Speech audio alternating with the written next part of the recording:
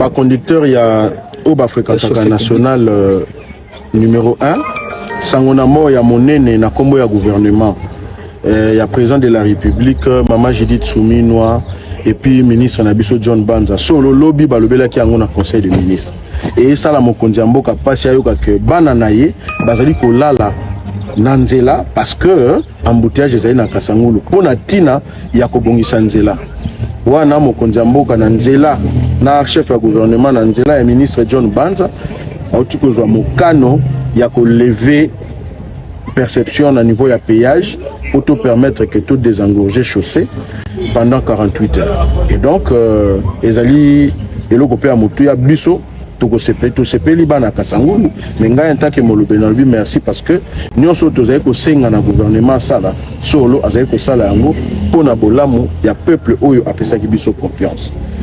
Pendant 48 heures, il y aura gratuité au niveau de péage.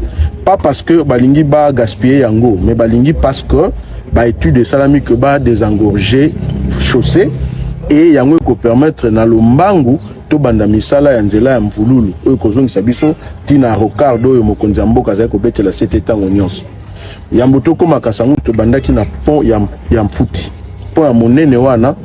Déjà il y a 1 mois et demi misala epusani makasi. Donc ce qui nzela wana esalami to koma na alternative ebele. Moto alinya koma ville asengeli kaka kele kana matadi kibana.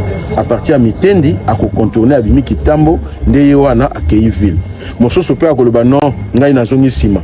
Na baluki na ngai mvululu na koti mvululu na bimi mbala moko na quartier 7 et à continuer nzela na. Donc nyonso wana ezali mokonzi mboka azali kolemba te. Yango to koloba merci.